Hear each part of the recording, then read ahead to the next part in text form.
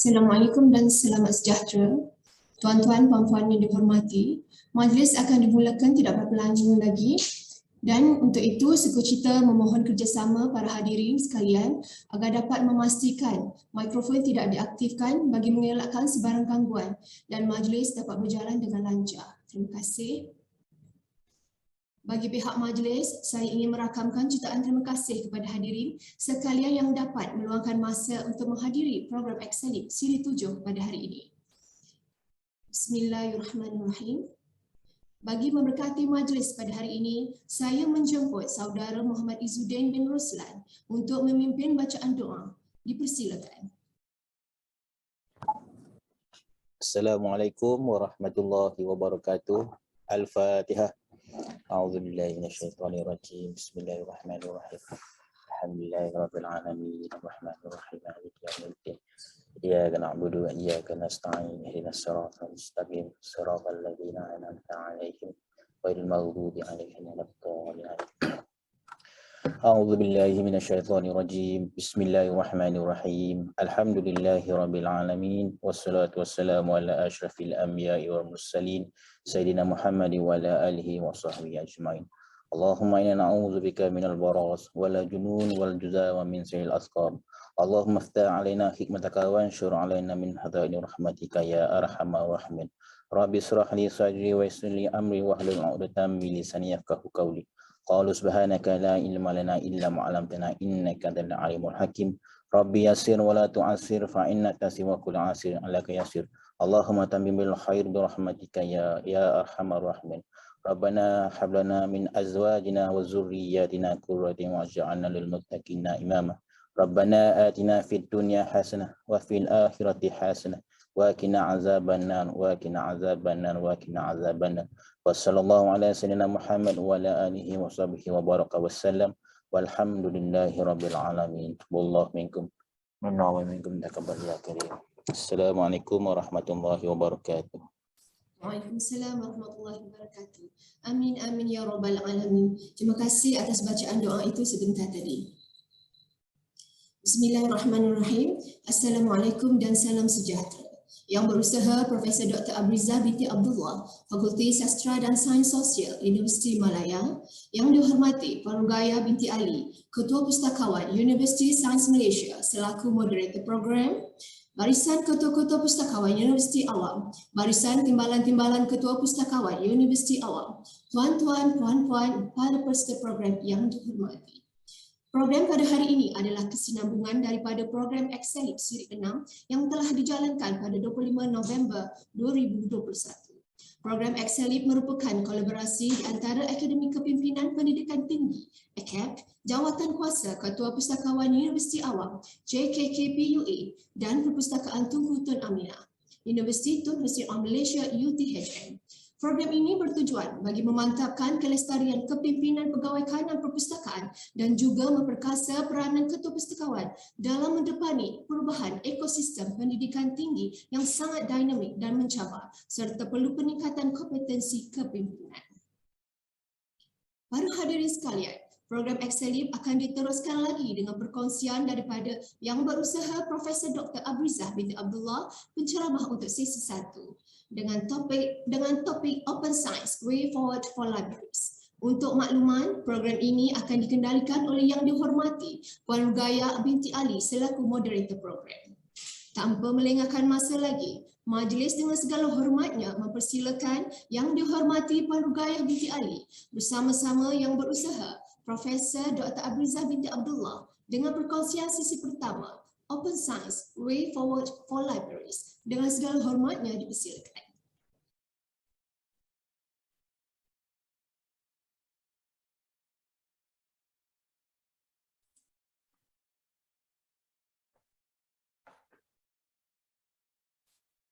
Bismillahirrahmanirrahim. Maaf, saya terlupa nak on mic. Bismillahirrahmanirrahim. Rabbi israh li sadri wa yassir li amri wahlul 'uqdatam min lisani yafqahu qawli. Assalamualaikum warahmatullahi taala wabarakatuh dan terima kasih kepada pengacara majlis Puan Asharafah Usman yang saya hormati, yang berusaha Profesor Dr. Abrizah binti Abdullah, Profesor Fakulti Sastra dan Sains Sosial Universiti Malaya.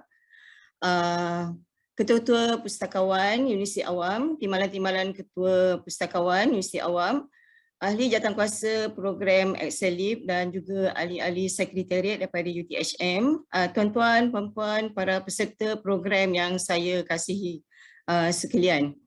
Alhamdulillah, bersyukur kita kehadrat Ilahi kerana dengan limpah kurnia kita semua dianugerahkan kesihatan yang baik, dapat berkumpul bersama-sama pada pagi ini walaupun masih dengan norma baru ya, iaitu sermaya, untuk mendengar perkongsian ilmiah daripada Yang Berusaha Profesor Dr. Abrizah Abdullah berkaitan dengan Open Science, A Way Forward for Libraries.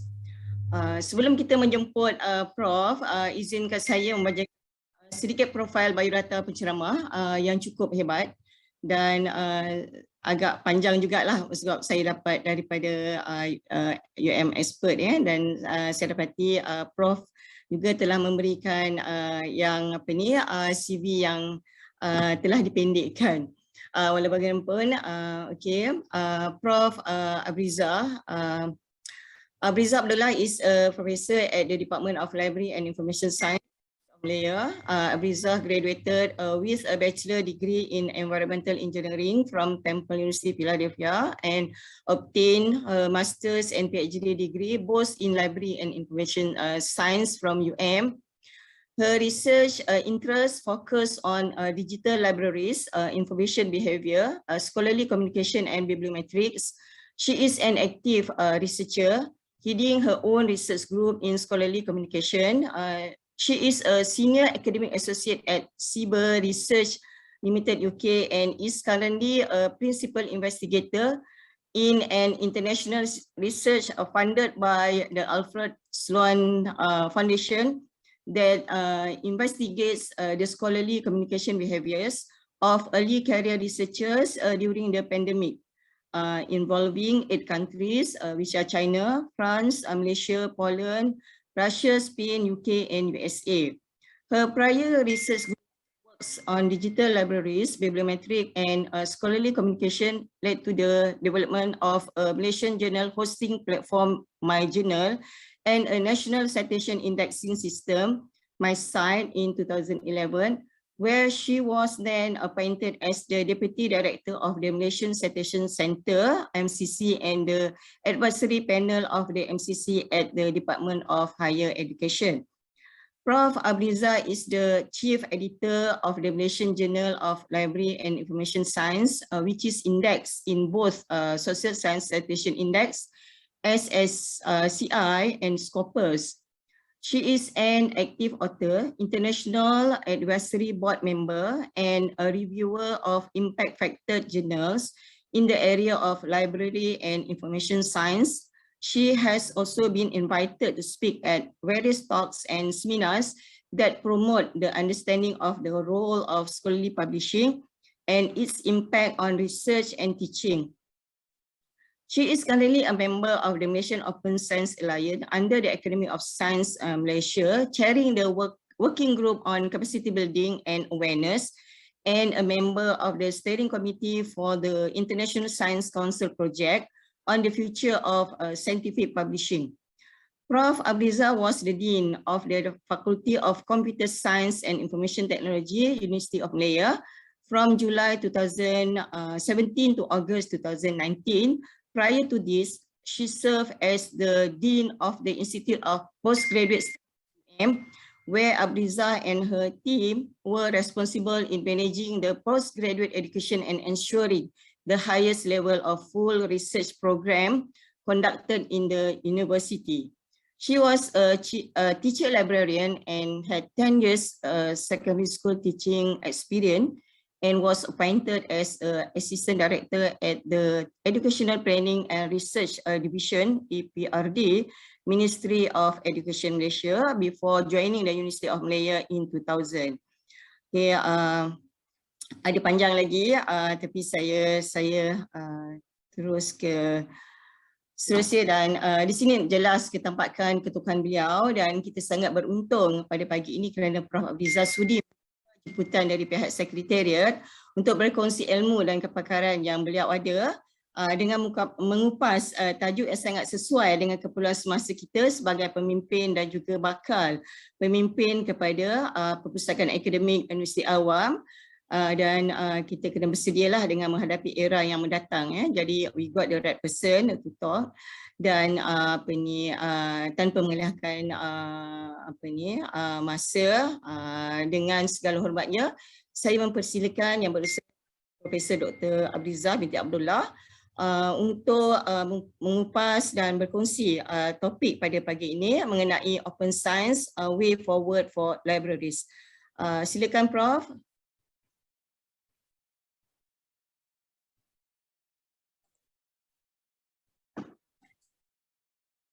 Assalamualaikum warahmatullahi wabarakatuh. Terima kasih Puan Rogaya. Thank you very much Puan Rogaya. Saya ada WhatsApp tadi an abridged version of the biodata. Yeah, I'm really humbled considering that bila dibacakan tadi dibacakan kepada a very important group, okay, in the academic discipline, okay, that I profess, yeah, that is the library information science practitioners, and these are the leaders, yeah, that definitely, as stipulated in various documents on open science worldwide, are the enablers, yeah, the movers and the shakers of open science. Is very important. This to be addressed at the level of chief librarians and deputy chief librarians, and hopefully, and in fact we have seen this happening, yeah, okay, especially in research universities. Puan Rogaya now, yeah, Puan Nur Azia, okay, ex chief librarian from UTM, Dr. Kasia, yeah. So we have seen this open science, I would say, thought leaders lah dari kalangan academic librarians. Alright, okay. So basically pada pagi ini apa yang saya nak kongsi adalah berdasarkan pengalaman saya lah ya, terutamanya di dalam kajian dan di dalam aktiviti advocacy, outreach, ya, and engagement di peringkat MOSTI, di peringkat ASM, ya, di bawah Malaysian Open Science Platform, dan juga beberapa bulan kebelakangan ini di dalam penglibatan di peringkat International Science Council. Okay. Jadi ada perkara-perkara yang saya nak bawakan, kemungkinan belum lagi nampak ya di dalam perancangan academic libraries, tetapi sekiranya akademik perpustakaan akademik proaktif ya di dalam advocacy ya, outreach, Jerayawara, yeah, okay, on open science, that would be very beneficial, okay, for the LS communities and for the research communities that we serve. All right, okay. Saya juga nak just a word of caution because some of you might have, okay, seen these slides, ya, sebab saya dah cakap tentang ini beberapa kali, dan terutama sekali saya nak highlightkan bahawa dalam tahun 2017 sebenarnya saya pernah bercakap dengan pustakawan. Tapi masa tu a general gathering at a conference, our national conference, talking about open science. Okay, dan 2017 dah nampak dah semasa tu bahawa ada kepentingan perpustakaan, terutamanya di kalangan pustakawan akademik, untuk melibatkan diri, ya, bersiap sedia dari awal, ya, dalam tahun 2017. Masa tu open science atau MOSP belum lagi muncul, tapi kita dah nampak masa tu sudah ada awareness, ya, I would say, okay, di kalangan our academic librarians, okay, to further foster open science, dan pada itu dalam fokus kepada open access. Alright, okay, allow me to continue. Puan Rogaya, sebab saya tak nak tengok kepada Q&A dulu, saya nak cakap dulu, tapi kalau ada pertanyaan yang penting ya, yang boleh saya maklumkan pada masa satu maklumat itu dikongsi, please Puan Ragaya just alert me, okay? So hopefully I'll be able to deliver these 40 minutes so that we have ample time for Q&A. Alright. Okey, saya telah diberikan objektif modul. Jadi bila dah nampak modul tu macam saya kena bagi kuliah. macam kita bagi kuliah dekat data stewardship for open science training ya. But definitely this is a very good objectives, and I have also been given a set of learning outcomes. Okey, jadi ada learning outcome-nya, tapi learning outcome ni tidak akan diukur lah later on ya, tak adalah quiz dan sebagainya lah yang kita akan kemukakan. But basically, okay, I'm very glad looking at this 6 learning outcome because it will help me to focus on specific aspect, okay, of open science that we are going to further discuss later on. Okay, all right. Okay, basically just an overview of open science. Alright, ramai dah tahu tentang open science ni. It just not involving science discipline. It covers all disciplines. Dalam konteks open science ni sebenarnya, science tu adalah systematic organization of knowledge that can be explained, okay, and applied. Okay, maknanya science itu adalah ilmu. Open science sebenarnya originate from open scholarship, okay, open research before that, ya. Tetapi kerana open science ni kebanyakannya diamalkan oleh golongan saintis, masa tu open research, open scholarship diamalkan oleh golongan saintis di dalam cara mereka menerbit dan menyebarluaskan kajian mereka, maka open science itu telah pun diterima pakailah secara global, okay. Instead of open research or open scholarship. Alright, so science here involve ilmu, ya. Okay, so open science kerana apa saya dah katakan dekat UTM hari tu saya ada sebut, di UKM pun saya ada sebut, di USM saya ada sebut. Sebab apa open science ni penting sekarang ni? Kerana ada masalah mengenai hasil kajian yang tidak boleh diguna pakai. Okay, hasil kajian lepas tidak boleh diguna pakai.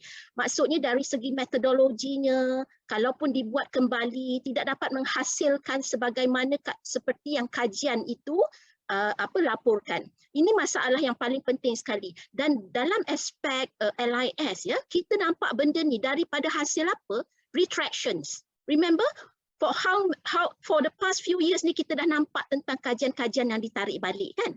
Jurnal-jurnal artikel yang kita dah invest a lot of millions of dollars kan, kadang-kadang ada yang menyebabkan kita penyelidik kena bayar sampai 12,000 pound sterling umpamanya nak terbitkan jurnal, nak terbitkan satu artikel contohnya, tapi artikel tu 2-3 tahun lepas tu ditarik balik.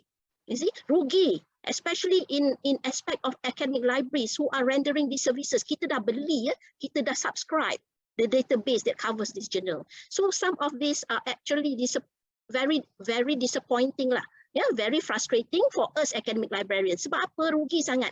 Kajian-kajian tu dah tak boleh dipakai. Okay, so retractions is a very important aspect that academic librarians should further combat lah. Kita tak nak benda-benda ni ya, publishing in predatory journals, ya, having retractions. Ya. Kalau nak tengok balik, mungkin sambil-sambil dengar ni boleh tengok balik lah kat dari universiti masing-masing. Berapa banyak kajian-kajian ataupun hasil artikel ya yang telah pun ditarik balik bagi universiti masing-masing umpamanya ya. Alright, so this is now a priority and agenda of many countries worldwide, open science ya. Jadi dalam konteks open science di Malaysia ni pun sendiri kita dah fokus kepada aspek mana, sebab open science ni dia besar. Aspek mana yang kita nak fokuskan, dan kita tahu di negara kita melalui MOSP kita fokus kepada open data, that is in the context of fair data ya. So saya nak terangkan dekat sini open science tu luas sangat ya, dia punya pengertiannya. Alright, okay, so tujuannya nanti adalah tujuannya ataupun outcome in the end we want to get impact, a global impact. Sebab sekarang ni impact science ya, impact penyelidikan ni kita hanya ukur melalui kaedah yang berdasarkan metrik ya, bibliometrics, and it is now outdated. Alright, tak ada lagi lah kita nak kata tentang citations and all that. In the era of open science, kita tak nak sebut lagi, you know, about citation, about H-index. This is what we need to actually hayati lah, jika kita nakkan sains terbuka ni berjaya, ya. Alright, okay. So academic libraries and open science tidak boleh dipisahkan sekarang, ya. So it should be in your agenda. If you now are developing your strategic plan, hopefully we will like to see, I believe your universities, your management would like to see that it is being clearly indicated in your strategic plan, in the library strategic plan, ya. Okay, sebenarnya tentang ini ada banyak dokumen yang boleh disebarluaskan, ya, di kalangan majlis, ya, ketua pustakawan tentang keperluan pustakawan akademik khususnya dan peranan mereka di dalam open science. Dah ada sebut dekat dalam OECD, dah ada sebut dalam UNESCO, ya, kita diberi peluang untuk meneliti UNESCO recommendation for open science, ya. Bila kita tengok balik, kita masukkan, ya. Kita harap UNESCO dapat masukkan secara eksplisit the word libraries, okay, the word librarians. Alright, it's not just about information scientists there. Okay, we need to have that transparent, and it is being indicated in UNESCO documents.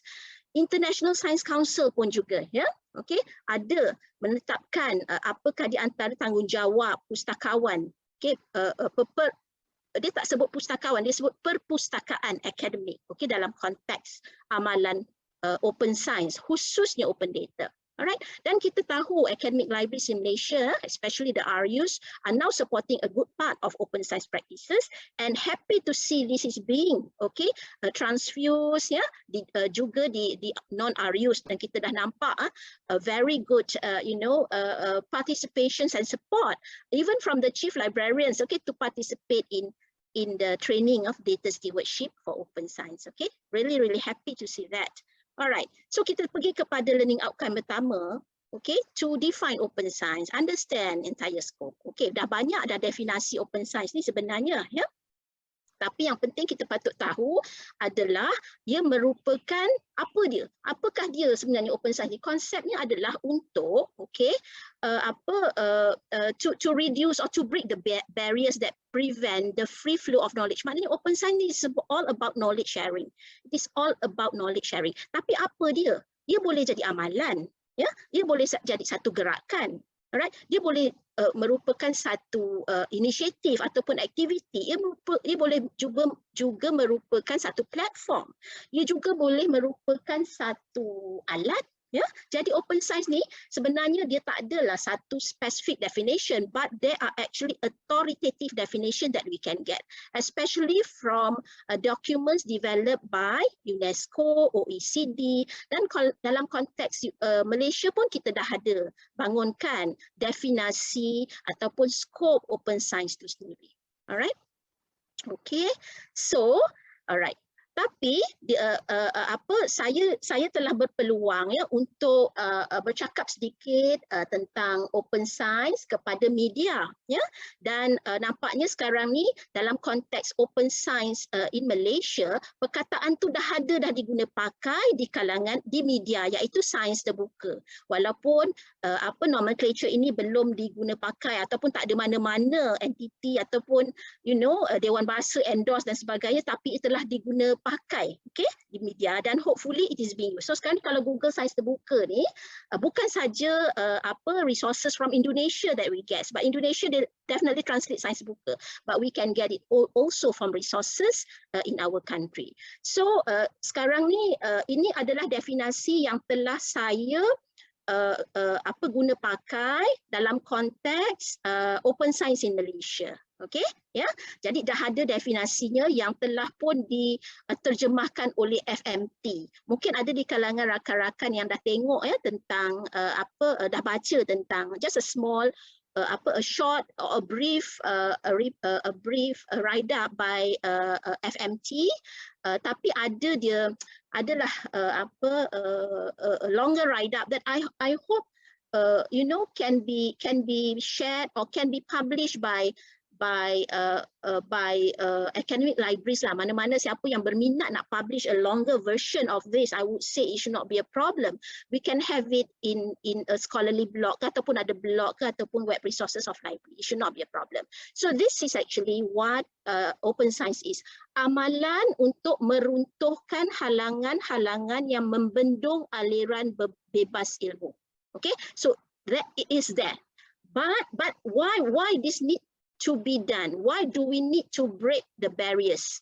Okay, kerana apa? Kerana there are actually things that we would like to address. Alright, kerana kita mahu memastikan bahawa dengan perkongsian ini kepada masyarakat yang lebih luas, okay, di merata dunia, alright, there will be an increased impact. There will be more readers. Lebih ramai baca hasil kajian umpamanya. Lebih ramai lagi saintis di luar sana yang dapat menggunakan hasil kajian kita, menggunakan data yang kita kongsi dan boleh they can actually validate, they can actually done further research about it, dan ada kebaikan di sana, kelebihan di sana kerana in the end it will foster further collaboration. Okay, and it will also increase, okay, the public trust, all right, of science, all right. And in the end, what we want is ethics and integrity in doing research. We want the researchers to do responsible research. So that is actually the aim of open science that is being embedded in the definition. Okay, jadi dalam konteks apa tu open science, jangan cakap hanya pada amalan saja. Jangan cakap about knowledge sharing saja. But what we want to understand is that in the end, ia akan membawa kepada peningkatan impak yang dikaitkan dengan perkongsian dan guna semula hasil penyelidikan. Sebab apa kita tahu, this hasil penyelidikan, ya, they are being funded by the taxpayers' money. Alright, so in the end, we want the taxpayers to know what happened, okay, in the universities, in research institution. Kita tak nak jadi sebagai macam ni tau. Sebab apa? Kadang-kadang saya ni dah sekarang ni baru saya rasa letih, ya. Saya terus terang saya dah rasa letih dekat dalam akademia ni. Bukan letih tak nak kerja lah, ya. Tapi dah letih. Kenapa? Apa yang kita buat sekarang ni, it goes back to the publisher. Alright, kita buat review, kita buat validation, kita buat kajian, kita tulis papers. Ya, kita berkolaborasi dan sebagainya. It is all within the wall of academia yang dulu kita amat banggakan. Dulu akademia kata, oh, this is the invisible college. This is the wall of academia, you know. Tapi it does not happen anymore like that. Alright, kerana apa? Apa yang kita buat tu pergi balik kepada, you know, the publishers, and then they own it. They own it, and then our, the users, the taxpayers want to read it, but they have to buy it, and then the libraries have to subscribe for them. All right, so we do not want this to happen anymore. Yeah, all right. So open science macam saya kata tadi boleh merupakan satu gerakan. Kalau kita nampak dia kepada open science ni sebagai satu gerakan, ya, okay. Biasanya literature akan kata, okay, open science ni terdiri daripada beberapa tiang lah. Okay, beberapa periods dan sebagainya. Nah, bagi senang, contoh open science ni contohnya open access, open data, okay, open peer review dalam konteks journal publishing, alright. Tetapi jika kita tengok dari aspek open science as a movement, di mana sekarang ni kita dah nampak Malaysia bergerak ke arah itu, hasilnya adalah we want to produce citizen science.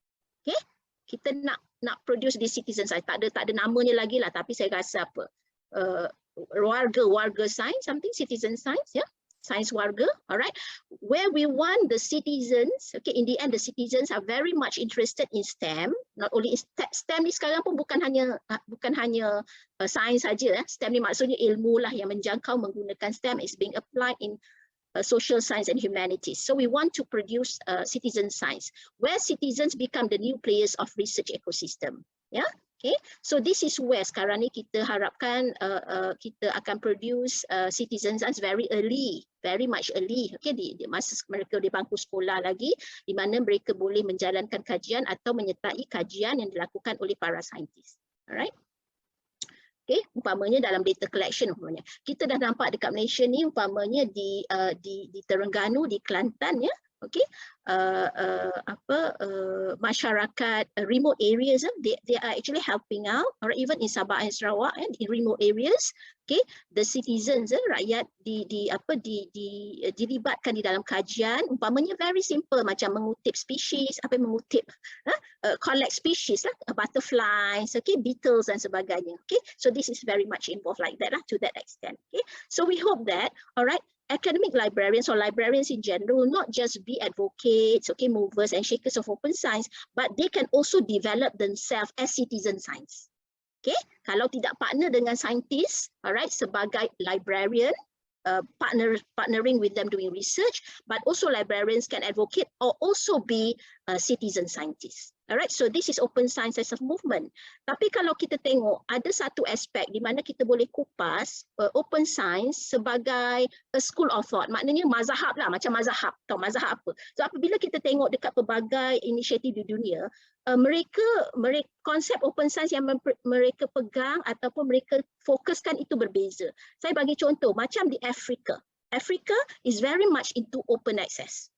Okay, so dia lebih kepada movementnya kepada open science, tapi mazhabnya adalah berkenaan dengan public school. Maknanya they are very much concerned with the accessibility of knowledge creation. They would like to share the indigenous knowledge that they have, because they have a lot of indigenous knowledge lah, ya,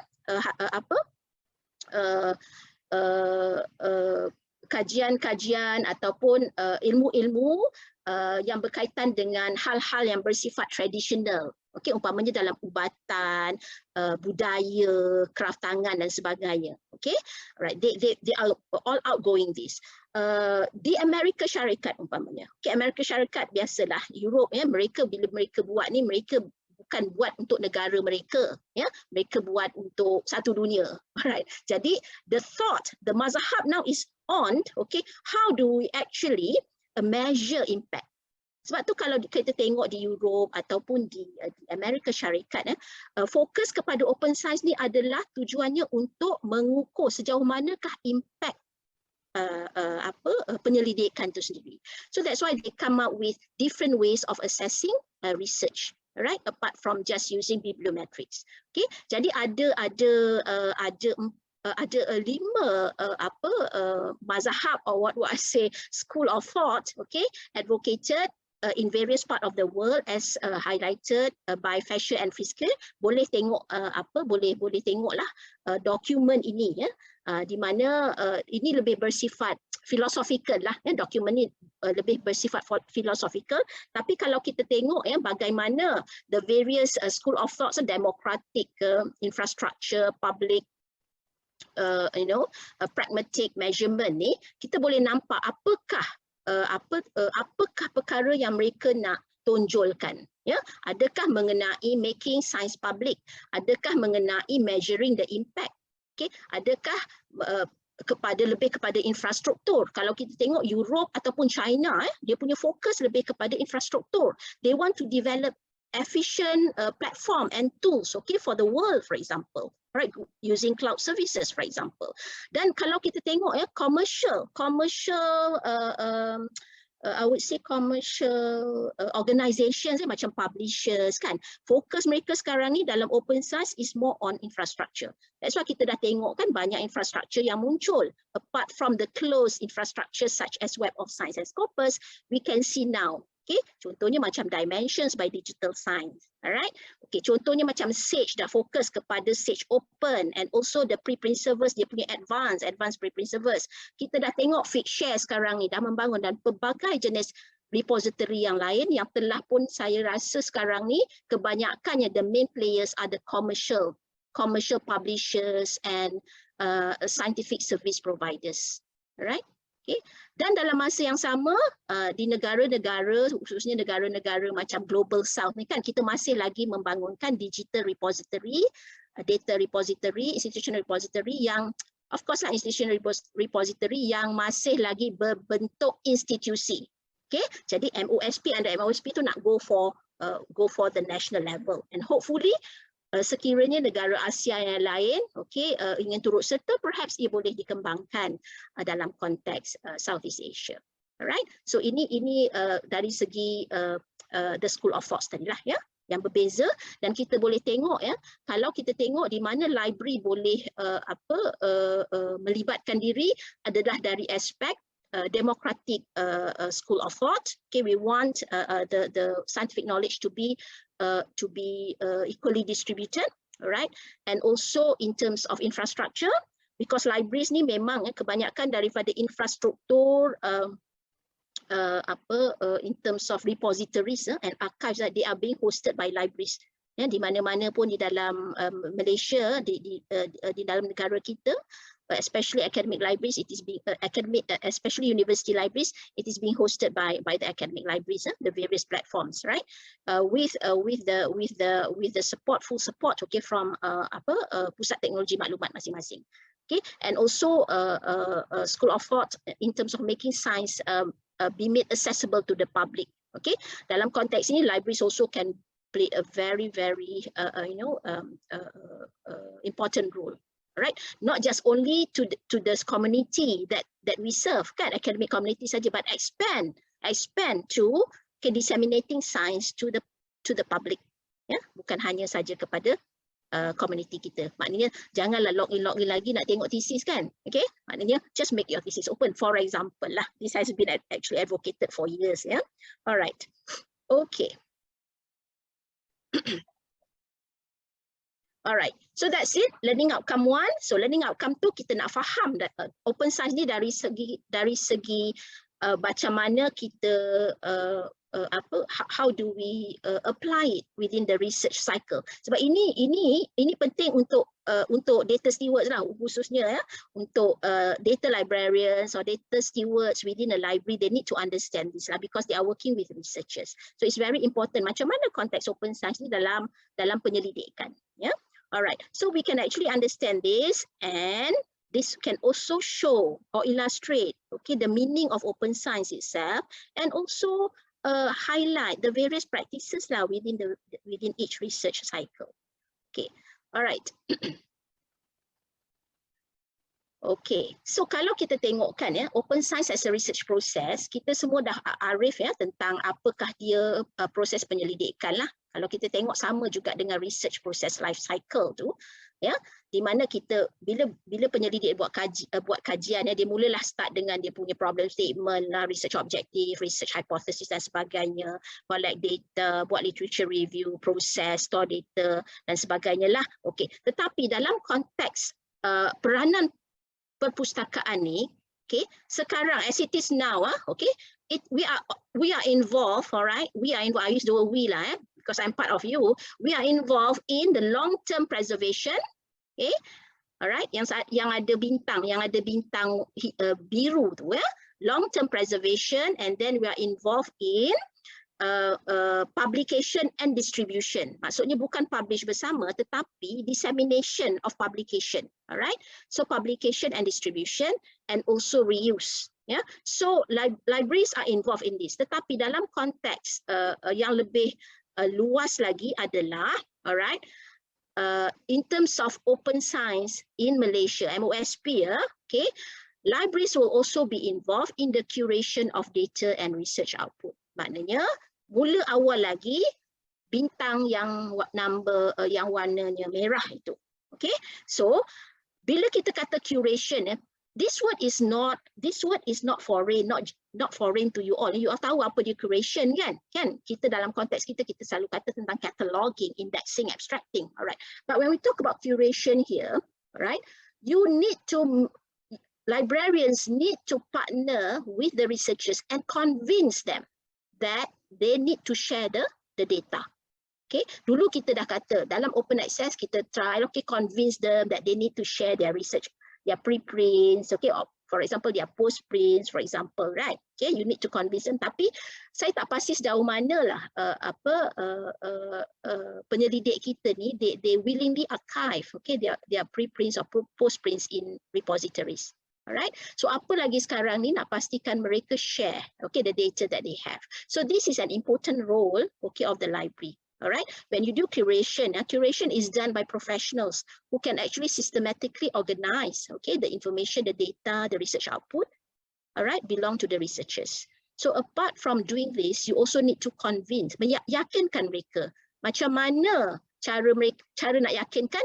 Okey, itu adalah aktiviti ataupun perkara-perkara yang boleh dikongsi bersama later on. I believe later on there will be a session on the roles of librarians.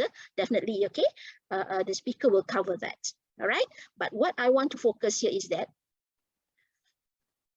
tak ada hard and fast rule of doing this, ya. Tetapi bila establish the partnership with the researchers, dalam konteks mula-mula dulu bila kita cakap pasal siapa punya peranan ni sebenarnya nak akar the data, ya, nak curate the data sebenarnya, ya.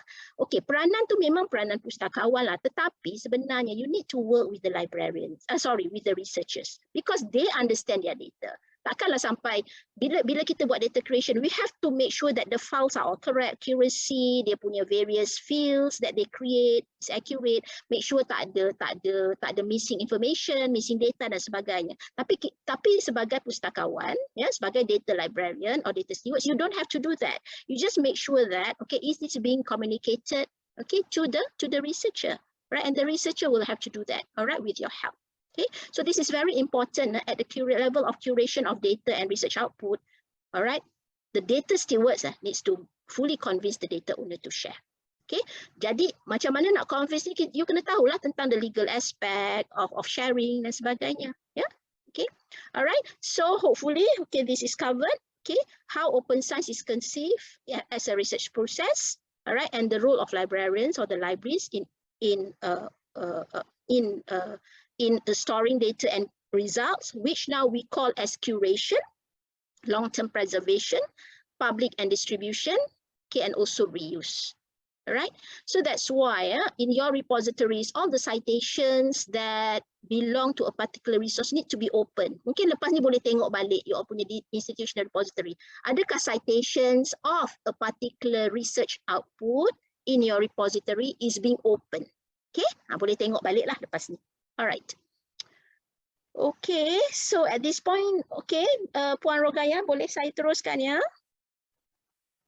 Sila Prof, silakan. Okay. Alright, the third learning outcome, understand the practices of open science. Okay, apa amalan dia? Okay, amalan ni tak adalah kata 1, 2, 3 inilah amalan dia. Ia bergantung kepada peranan. Okay, jadi kalau katakanlah saya sebagai seorang penyelidik, macam mana saya practice open science? Alright, definitely macam yang saya katakan tadilah, ya.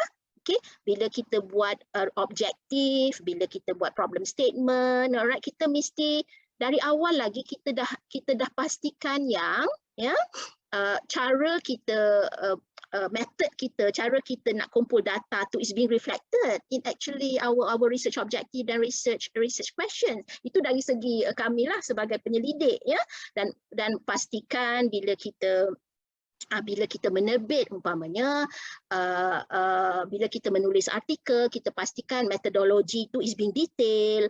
Bila ada provisions of authorship tu, bila kita kata authorship line, ya, katakanlah saya berkongsi ataupun menulis dengan 6 orang, ya, dengan 6 orang penyelidik lain, dan kita mesti indicate, ya, peranan bagi setiap author tu. It has to be detailed out in the paper. So tetapi sekarang tidak ramai penyelidik kita yang buat begitu. Maksudnya sekarang ni kalau saya ada kata data saya dekat sini, saya kena letak kat dalam paper tu. Okay, data saya letakkan dekat Fitshare umpamanya. Data saya letakkan dekat dekat digital repository of UM umpamanya, is Dataverse for example. Alright. Okay, kalau ada instrumen, whether you want to include your instrument in the paper itself ataupun instrumen tu ada dekat tempat lain diletakkan. So all this must be detailed out. Maknanya itu adalah amalan bagi seorang penyelidik. Okey, di peringkat contohnya saya bagi contoh. Di peringkat penerbit ataupun editor jurnal pun dia ada amalan open science dia juga. Ya. Jadi di peringkat universiti umpamanya dia ada amalan open science dia juga.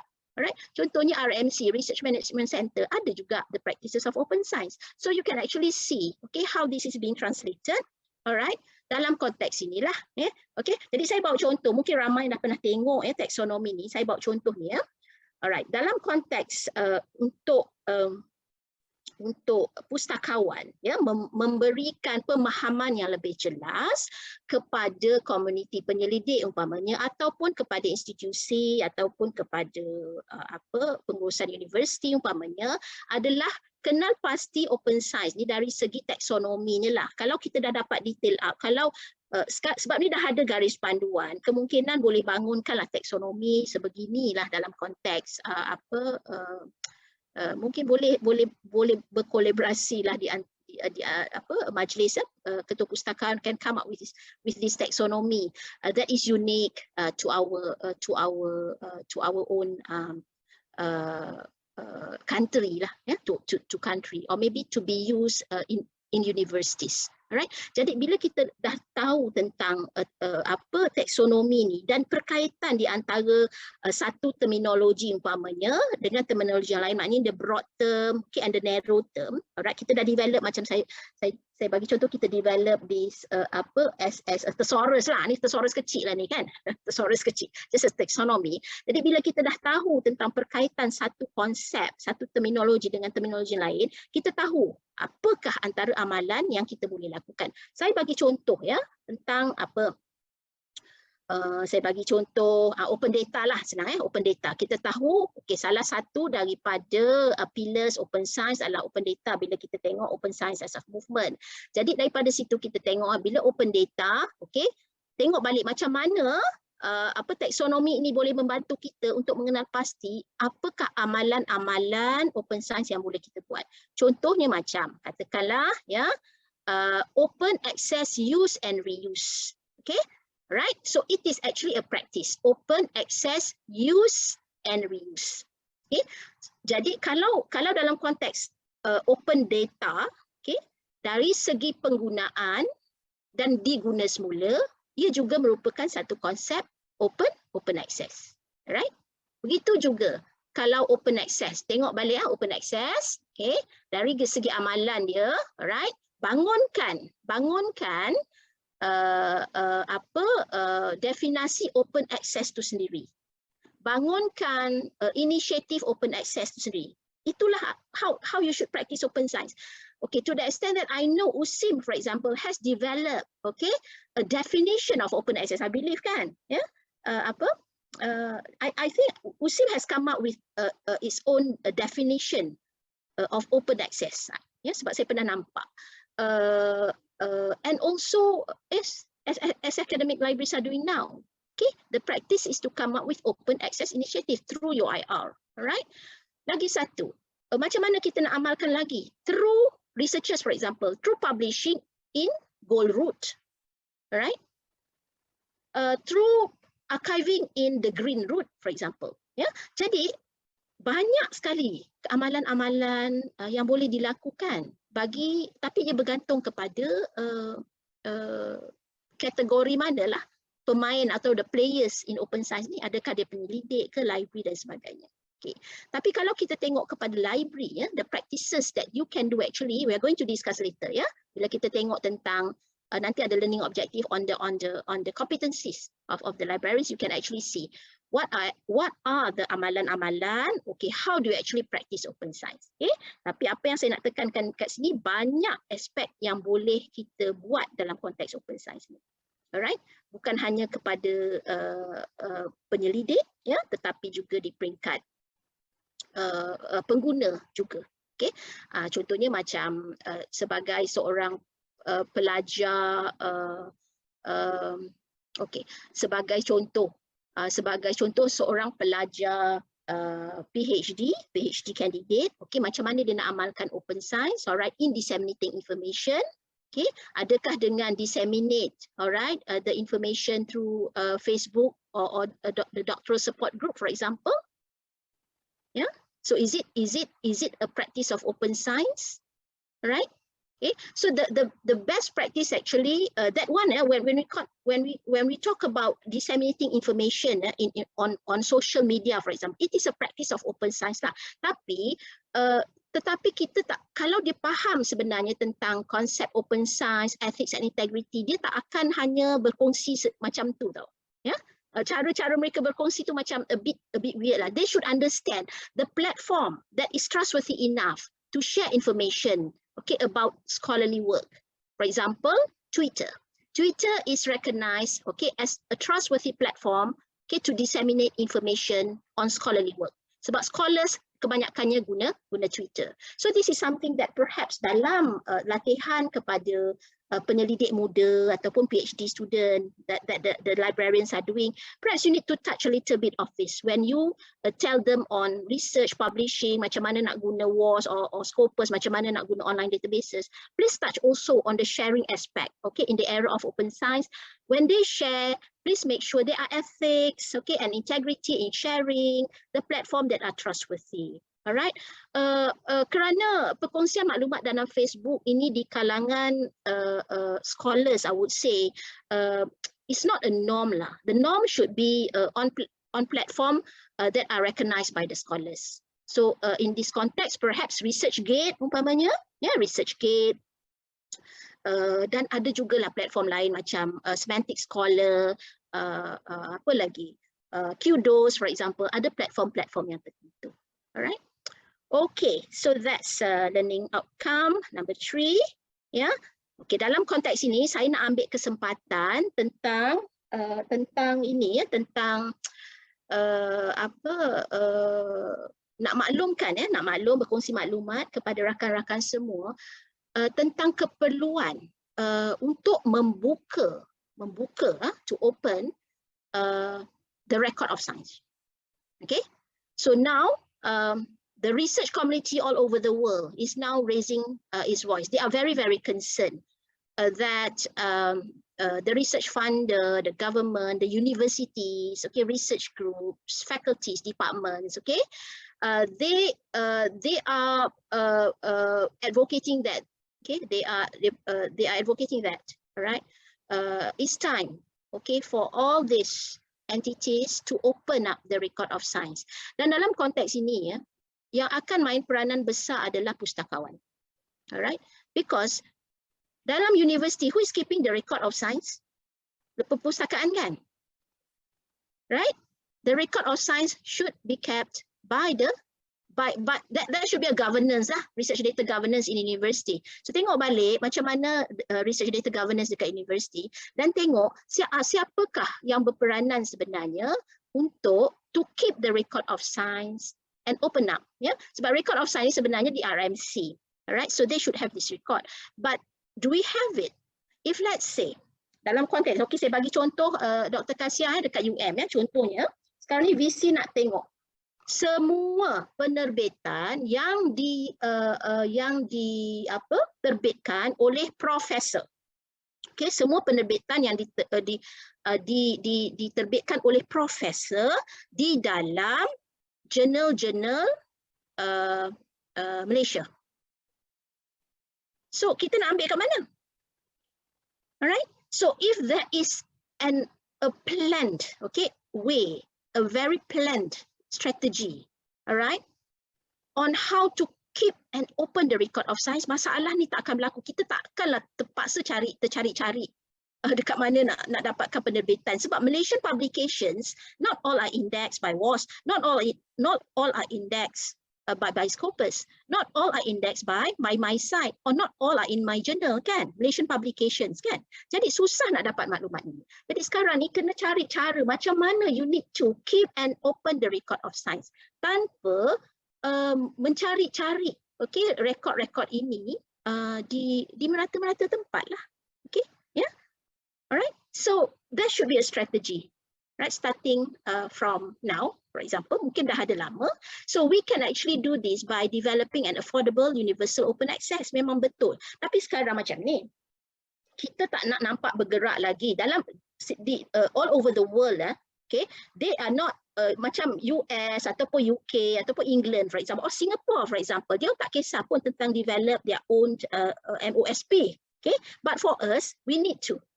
Alright, sebab kita cover indigenous knowledge, maknanya bukan saja penerbitan ilmiah, kajian ilmiah, tetapi indigenous knowledge and also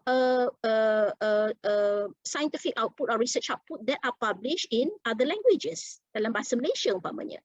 Right? So kita nakkan dalam open science, when you open the record of science, you don't only open the record of science, okay, for research output that are in English, yeah, but also considered publishing research output that are also in bahasa Malaysia, that also by other disciplines, humanities, yeah, arts and humanities. Alright, so bila kata tentang record of science ni maknanya record tu kalau kita library, kita nampak dia dalam bentuk bibliographic record kan, ya, kita tak nak cakap tentang bibliographic record lah, ya, kita cakap pasal record saja, the record of science. Maknanya sekarang ni bila nak tengok the record of science of Abrizah for example, sekarang ni kita nampak dekat Pablon kan, sebab itu adalah satu platform yang global, yang the global using it, and Pablon is owned by Clarivate, you see. So sekarang ni kita nampak the record of science is actually being captured, being captured by a commercial entity. Tahu tak? Yeah? ORCID is making that, but ORCID only covers certain publications that are being indexed by Scopus. So jadi kita nampak sekarang ni ada macam, dah nampak macam ada macam mana saya boleh kata, macam ada record of science yang bersifat diamond ke, you know, kalau kita nak boleh kategorikan kan, sebab cara kita sekarang ni kita tengok kepada record the record of science, actually our record of science in Web of Science yang kita nampak macam prestigious, record of science in Scopus for example, okay, but that's not what open science is, okay, sebab we understand that, yeah, bila kita profess LIS, kita kata every reader is book, every book is reader, right? Okay, every book is reader, every reader is book. Yeah, yeah. Jadi kita make sure that we make open our record of science. Alright, so we can actually discuss this further later on. Yeah, jadi saya nampak itulah dia, the record of science, affordable, universal, open access. This the librarian should advocate this. Alright, affordable, universal, open access. Now we have so much the gold open access ni yang very macam harga dia macam apa, ibarat satu penyelidik kata harganya macam second hand car kan, sampai 12,000 pound sterling. How much is that to publish a paper? Okay, so this is the time for librarians to advocate this affordable, universal, open access, and there are ways for you to do it to the extent of you cataloging, okay, indexing, all right, journals, yeah, that are perhaps not in WAS or Scopus, but through your own evaluation, these journals are of quality and definitely have the potential to be used. Alright, okay, ini antara principlesnya ni ya. Saya harap dapatkanlah setiap perpustakaan akademik, please get this a copy of this record of science. Okay, there is a full text available. Alright, you can download it, or maybe you can get it from ISC lah, through Academy Science Malaysia. Okay, so that's why.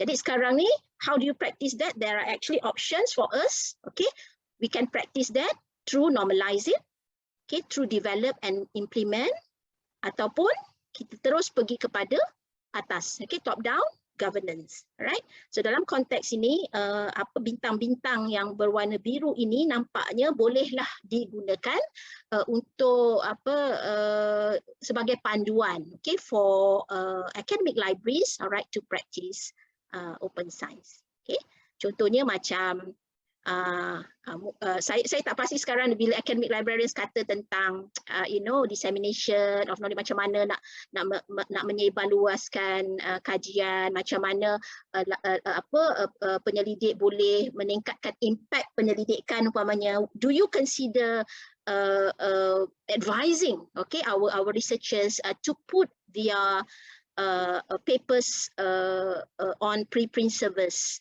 Preprint service maknanya bila dia submit paper dia tu kepada review, okay, at the same time they put one copy of the paper in a preprint server so that other people can see the paper before it is being published. Right, kemungkinan amalan ini macam menakutkan lah, ramai researcher tak suka benda macam ni, tapi bila dia faham sebenarnya bagi tujuan, alright, that people need to read and access first, okay, so that the public can comment on the paper.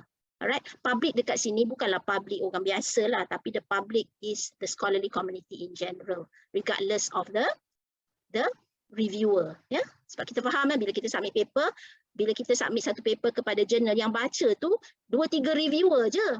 Dialah yang mengatakan okay, paper ni okay, boleh publish. Alright, but if you put in the pre-principle, berapa banyak orang dalam dunia ni yang boleh jadi reviewer lah, ya, reviewer in the context of you revising ataupun further strengthen your paper, right? So peranan pustakawan penting ya untuk advise them on this, because our academics, some of them they are quite kind of ignorant, bukan ignorant tapi mereka tidak didedahkan dengan amalan-amalan baru ini. Okay? Macam juga overlay process. Alright, this one I would really love to have satu entity yang handle and overlay journal.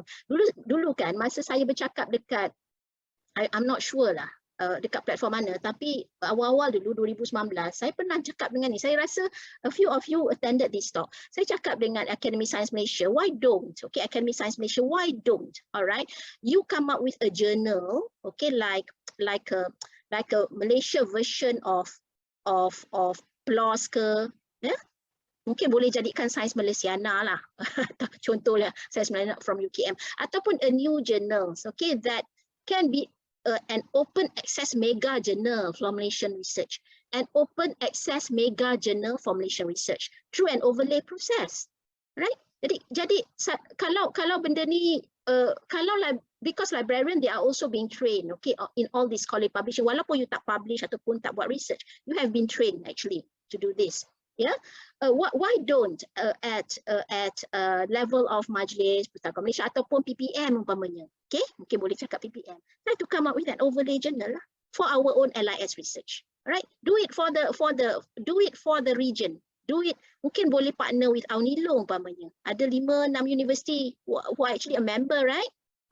With Aunilo kan? Maybe you can propose this with Aunilo. Try to develop an overlay journal. Overlay journal ni senang saja. Maknanya mana-mana penerbitan yang tidak diterbitkan oleh jurnal, okay, tetapi kita terbitkan melalui overlay journal, which is totally online. Alright, jadi tak adalah hasil penyelidikan terabai begitu saja.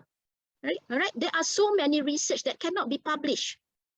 Where can we publish this? Sebab apa kadang-kadang research tu tentang, contohnya macam katalah penggunaan the use of digital libraries or electronic resources di perpustakaan, contoh-contoh perpustakaan A contohnya.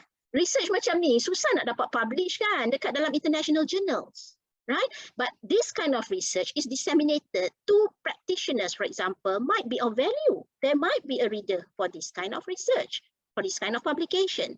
So an overlay journal will take charge of that. That would be wonderful. That is how open science is going to be practiced actually. Yeah, it's going to be normalized actually. This is going to be normalized. Dah nampak dah dekat saya dah nampak dekat mana? Kita nampak ni practice ni dekat America Latin lah. They are coming out with overlay journals. Ya, yeah? Okay. Dan kita nampak silo kan? Silo the database silo. Alright. E-life research, okay. F1000, ya. Yeah? Maknanya research yang tak boleh nak publish dekat tempat-tempat macam ni, ada overlay journal dia. Okay, macam ada sister journal lah contohnya. Contohnya macam Malaysian Journal of Library and Information Science kan. Okay, kita banyak artikel yang kita terpaksa reject. Tapi sayang artikel ni tak boleh publish kat mana. So if there is a platform for an overlay journal, okay, katakanlah overlay journal ini adalah diuruskan oleh Majlis Ketua Pustakawan Malaysia umpamanya ataupun PPM umpamanya, right, for LIS research, right? So that will be wonderful. Ya. Yeah? Overlay journal ni bukanlah macam traditional journal, sekarang nak kena review dan sebagainya, tidak. Okay. So it can actually be managed by one person who is very passionate enough, okay, for this aspect, in this aspect. All right. So basically, these are some of the practices, okay, where you can actually normalize, develop, and implement, and add, okay, the top level libraries, okay, especially chief librarians can be involved in the governance lah, yeah, governance di peringkat universiti ataupun di peringkat negara. Alright, okay. So begitu juga saya nak kongsi sedikit maklumat ni ya. Dalam konteks nombor 1, 3 dan 4 ni, alright. Ini adalah antara topik-topik ataupun topik yang telah diberikan penekanan ya in the aspect on how this normalizing these practices can increase the transparency and accessibility of scientific research. Alright, okay. So the world now is all out try to normalize the use of preprints, preprint servers and data repositories. Okay, so this is not happening in Malaysia. Alright, researchers kita masih lagi agak macam apa ya saya kata cautious lah, terlalu berhati-hati, okay, to put their papers on preprint servers. Okay, as well as nombor 3 dan 4 tu. Alright, so in open science, there have been recommendations for platforms to highlight discipline specific discovery services. Maknanya katakanlah platform tu untuk library science saja. That can be used. Sebenarnya benda ni bukan baru kan. Macam digital repository of LIS research ada dah dulu daripada 2007, tapi benda tu macam tak ada, not being populated enough lah. Yeah, because people are not doing that. People are not practicing that. People are still not practicing openness and transparency. Okay, so saya andaikan open access repositories, discipline specific repositories under open science will be developing fast lah, right? So perhaps to demonstrate this, kalau the various discipline tak berapa ataupun tak they are not aware of this, perhaps this need to be highlighted. Alright, for example in the context of UKM, for example, yeah, highlight lah discipline specific discovery services, for example, especially for arts and humanities. Alright, in Bahasa Malaysia, for example. And then the rest of the universities will participate. Tak payahlah satu university develop their own. Okay, so perhaps academic libraries can come together in this open science effort. Yeah, maknanya your strength, UM strength is on medical related research and biodiversity. Kita buat itu. Okay, so the rest of the universities can come to UM, okay, to populate that specific repository or data repository on biodiversity, for example. Okay, right. So kalau UKM kekuatan dekat mana? UPM, okay, in various agricultural biodiversity juga. UPM, yeah. Okay, all right. So that's it about this.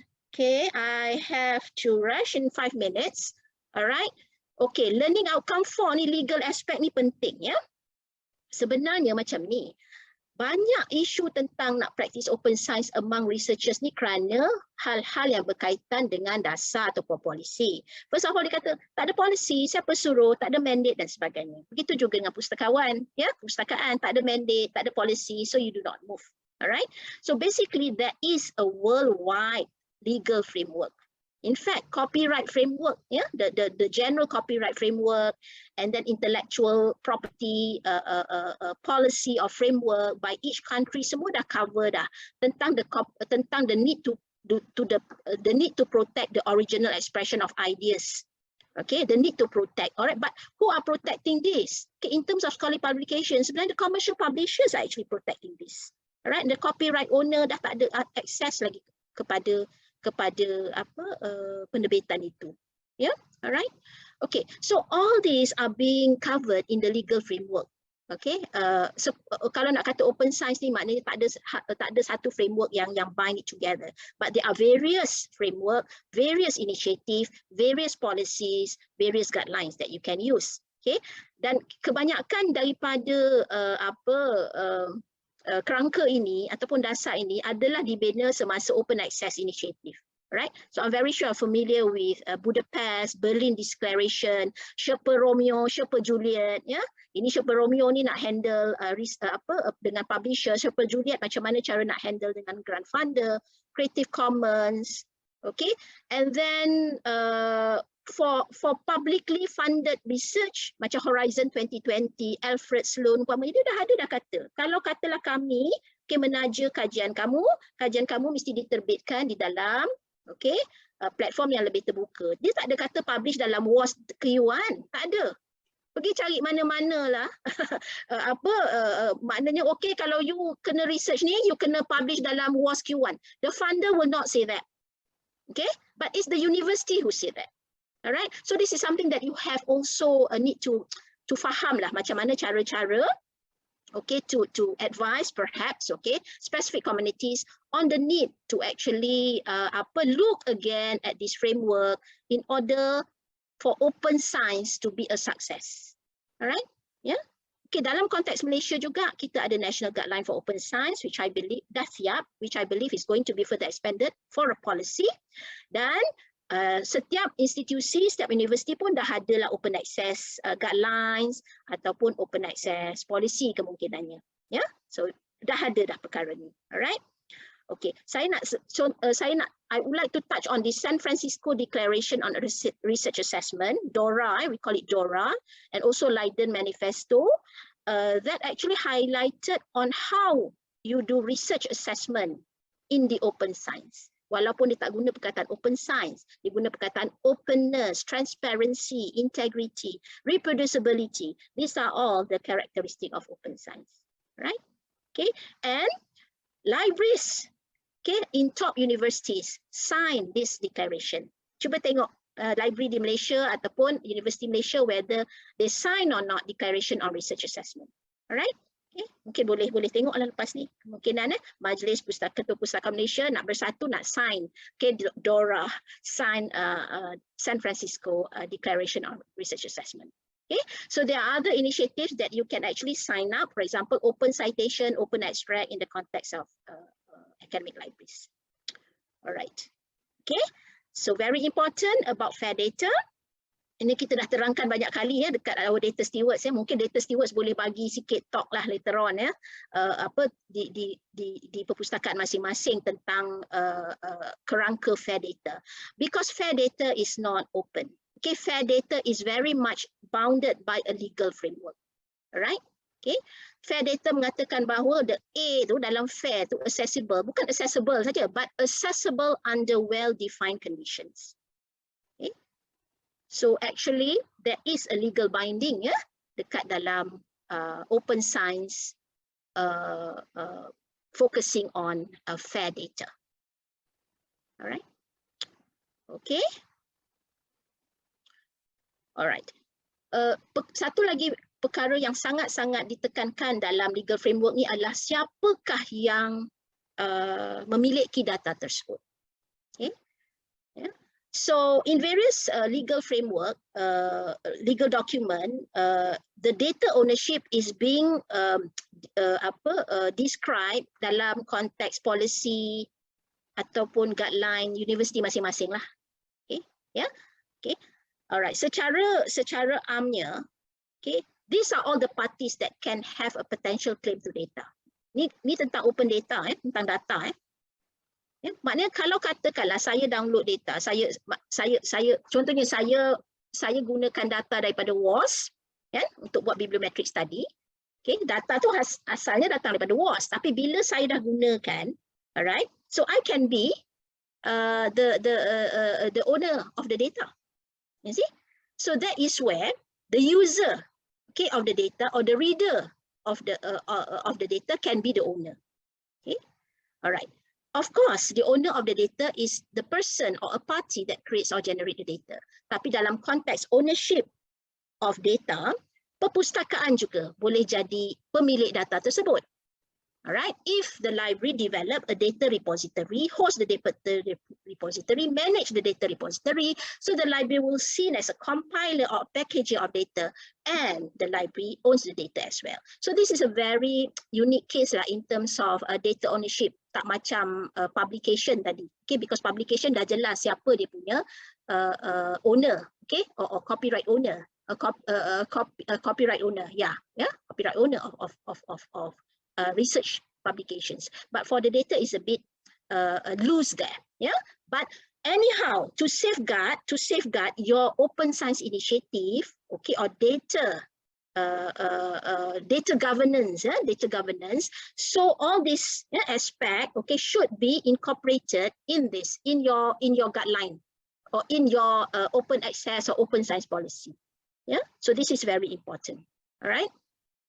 Okay, to make sure that people are convinced enough, tak ada masalah nak berkongsi data, ya.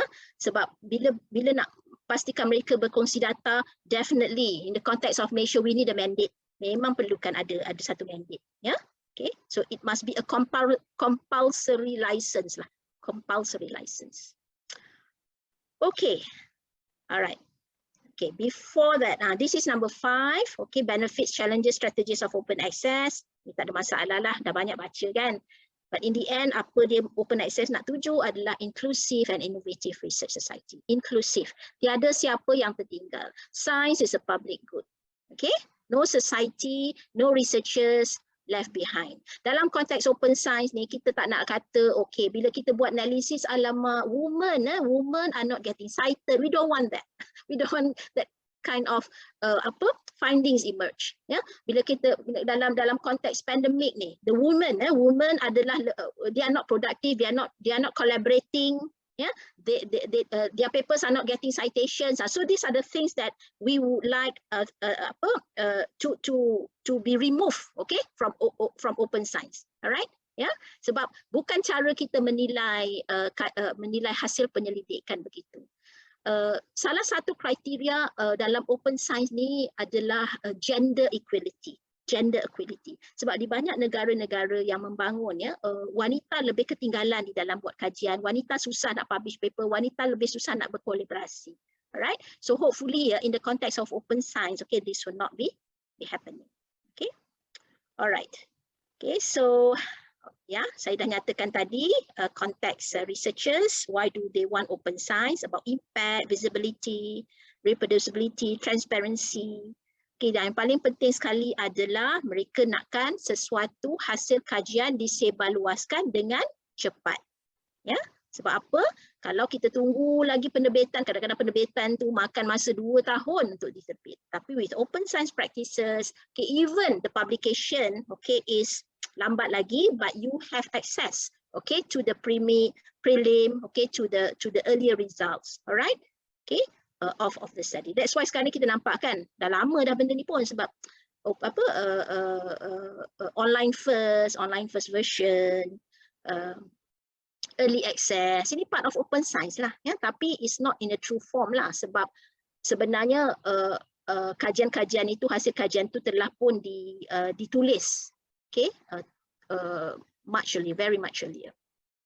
Alright, okay, so this is why researchers want open science. Yeah, okay. So I have put all the benefits here. Yeah, nanti slide ni boleh dikongsi kepada semua. Boleh juga disebarluaskan di universiti masing-masing. Ya, siapa-siapa nak letakkan dalam you punya IR pun tak ada masalah. Alright, but with a clear, a description, okay, of what this document is all about, right? Okay, so these are the benefits, yeah. But some researchers, they are skeptical, yeah, about citations, credits, yeah, because they do not see this happening in terms of how they are being assessed, yeah. Sebab walaupun kita wawarkan inilah dia kebaikan ataupun untuk berkongsi maklumat, open science and all that, but they are non-believers lah, kerana cara mereka dinilai itu adalah bercanggah dengan prinsip sains terbuka.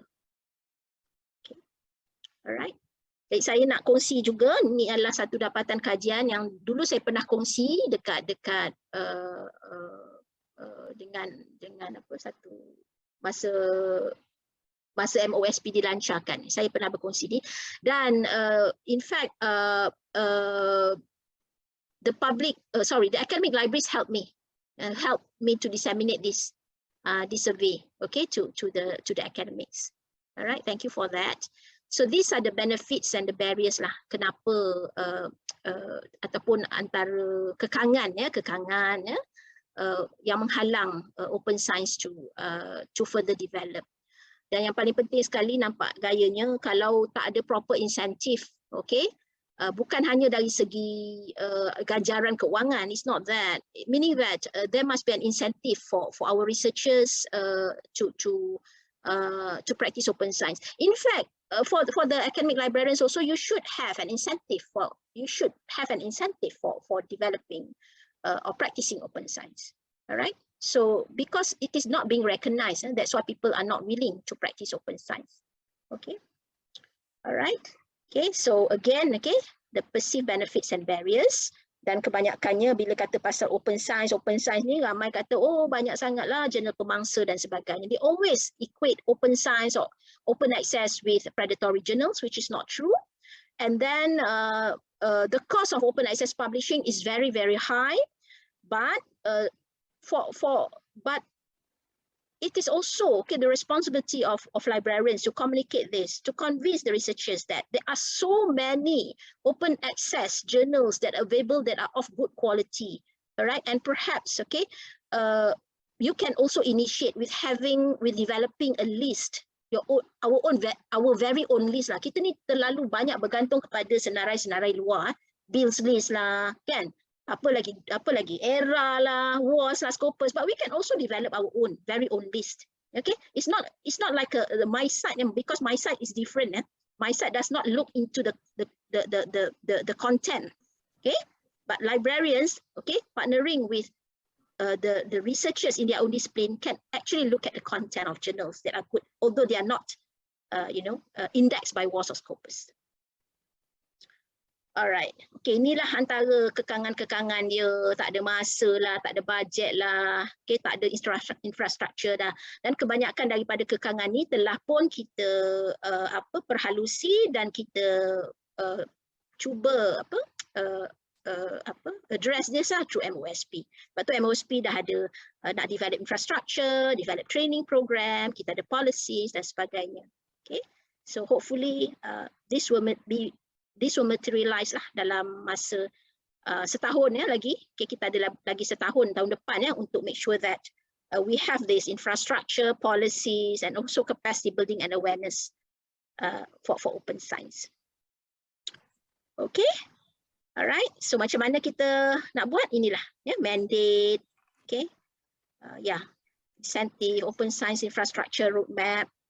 Right, and finally, okay, competencies and roles. Ini interesting sebab apa? Sekarang ni kita dah kena faham dah boleh menghayati. Jangan lagi ragu-ragu, because libraries and also the repositories that you develop, okay, these are the enablers of open science. Ini adalah pemaju, pemangkin, pengupaya.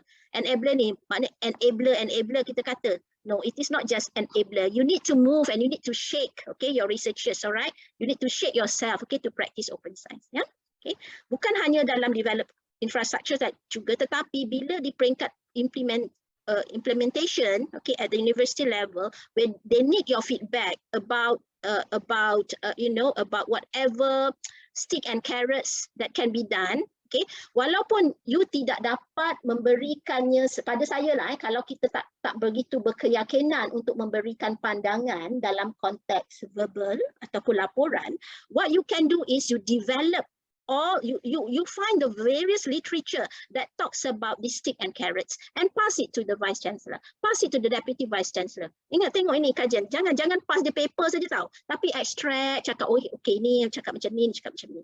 Okay, like an abstracting service lah. You give that, okay, a current selective dissemination of information to your vice chancellor and also deputy vice chancellor about the incentives, okay, that can be given, the stick and carrots that can be given to those practicing open science.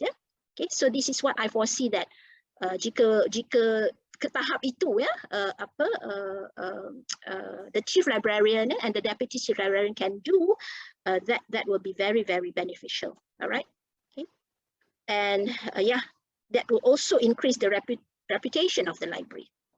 Okay, so library as enablers ada banyak ni, right? So tak apa, saya just skip saja. But advocacy, training, support, I know you have been doing this, right? Okay, so sekarang ni yang penting inilah open access policies and roadmaps. Kalau belum ada, terus buat open science lah, tak payah buat open access policies. Terus buat open science policies and roadmaps, cover open access sekali. Alright, okay, RDM, start doing it, host RDM, host these RDM services. Alright, ataupun kalau kata RMC ke nak buat, I rasa biarlah library yang host the RDM services, because library is more sustainable in terms of leadership. In terms of leadership, libraries are more sustainable. Kalau di RMC, sorry to say ada orang RMC ke, RMC ni dia berubah-ubah, pengarah ke siapa, kan, VC, Deputy Vice Chancellor-nya siapa, alright, dia berubah. But libraries, okay, you are there, the leadership is more sustainable, alright. So now train, support researchers, okay, convince them to open up their research, maybe at a small scale, okay, your liaison librarian can actually expand the role, okay, to be a scholarly communication or data librarian. And then support to open science infrastructures and tools, bukan saja di peringkat universiti, tetapi juga di peringkat MOSP ataupun di peringkat international umpamanya. Alright, because I know that some of you have been toying around with using Figshare and Dataverse, kan, kemungkinannya boleh establish this partnership with the service provider. Okay, alright, so competencies. Okay, Prof. Boleh interrupt, masa agak mencemburui kita. Yes, lagi boleh? Boleh. So these are the competencies, competencies. All right, and then just to conclude, Puan Rogaya, so undeniably the benefits are all there, all right, and that is an important role for librarians to play. Then in order for you to play this role, you need to develop these competencies. You need to develop these competencies. Tapi kalau kita tengok competencies ni tadi, sebenarnya it is more on an advisory role. Advisor. To be an advisor, you need to be very, very confident to perform the role, because you are going to advise the researchers. Okay, so you are going to be their partners. Right? It is not just about supporting them to do research. You are going to partner with them. Cuba tengok balik kata kerja yang saya letakkan di sini, advise, support, advise, semua advocate. So you are going to be a leader. This is the role of a leader, advise and advocate. All right? Okay. So, but in the day-to-day role as future data stewards, of course, you need to do, you need to do like, for example, the library services, the common library services like searching, advise them on publishing. All right, to the extent of doing together with them literature review, okay, and once in a while, all right, also look at whether they adhere to the data management plan that they promise. Okay, so that's all about it, and I would like to inform you all, for those of you who still have not viewed or not read about this article, Sains Terbuka Menggagas Dasar Tanpa Kececeran, and there is also a small video clip that perhaps you can look and disseminate, okay, in your institution. Okay, with that, Puan Rogaya, I thank you very much. I'm so sorry, okay, for the time. Right, I believe we have another 5 minutes for Q&A. Yeah. Okay, terima kasih banyak. Demikianlah tadi hasil perkongsian dan kupasan yang sangat-sangat baik dan very informatif daripada yang berusaha, Prof. Dr. Abrizah, yang berkaitan dengan tajuk yang saya rasa sangat dinanti-nantikan oleh semua partisipan lah, sebab open science ni ada sesuatu adalah merupakan perkara baru, dan kita sentiasa bersedialah untuk menggalas tanggungjawab sebagai pemimpin dan juga untuk menerajui perpustakaan masing-masing dengan era baru ni. Jadi sekarang tibalah masanya untuk saya buka kepada sebarang persoalan daripada para peserta, dan anda juga boleh berinteraksi terus bersama penceramah ataupun mengemukakan soalan di ruangan chat untuk saya ajukan kepada Prof. Silakan. Ada satu soalan ni ya tentang tentang the library or any companies become the compiler. Kan? Okay, alright, Dr. Kasya. This is your concern that perhaps after we have upload all our repo data, this company may resell it. Okay, alright. Dalam konteks open science, kita tak pedulilah siapa dia yang nak kita tak ada kata about, when we talk about fair data, we don't talk about the ethics and integrity that much, okay? Because the main thing is to make sure that whatever research output is findable, accessible, reusable, Ya, okay, interoperable. Maknanya interoperable inilah katakanlah lens umpamanya. Okay, because dia kan, because with open science the platform is agnostic kan, tak ada masalah, platform tu boleh communicate with another, they can actually ambil saja daripada repository kalau you benarkan. Alright, if you allow that to happen, then other repositories might be able, okay, to extract that, definitely. Okay, dalam konteks ini, macam mana kita rasa cautious dan sebagainya, pada pendapat saya kan, Dr. Kasia, kalau kita rasakan begitu, open science tak akan dapat diimarahkan. Diimarahkan. Okay, sebab apa? Dulu pun kita kata, oh takutlah, saya ingat lagi dulu masa saya nak, sebab dulu kan tahun 2007 bila kita develop the digital library of thesis and dissertation as part of UM punya eksperimen kan, saya buka semua thesis LIS dulu tau. Saya buka, maknanya as a start I open up the LIS thesis. Sebab apa? Nak tengok reaksi LIS community apabila thesis terbuka. Jadi yang pertama sekali yang concern adalah rakan kita arwah Prof Sharif ya. Okay, dia rasa terkesan masa tu sebab apa, thesis dia ramai sangat yang download. Ya, thesis PhD tu banyak sangat orang download daripada situ. Dia risau takut orang jual dan sebagainya. Tapi itulah saya kata, with this open access there is no concern of that because the benefits is actually to the users. Jadi macam mana users nak gunakan dia juga terikat dengan ethics dan integrity. Okay. Jadi kalau katalah ada company yang nak mengambil kesempatan tentang data yang dikongsi bersama, alright, definitely, okay, there is a way to detect that. Alright, with lens, all these big giants taking that, okay, with us, it should not be a problem. Kerana data tu lebih rich. Okay, the data is richer. The data is richer. The visibility, the dissemination of this particular, data is richer when it is being shared, okay, in various platforms, especially by platforms that are of reputation such as Lens. Okay. Sebab apa? Bila digital dimension develop, digital science develop dimension pun, dia ambil data-data tu daripada Web of Science, kan? Web of Science. Alright, dia ambil data tu daripada Scopus. Okay, yeah.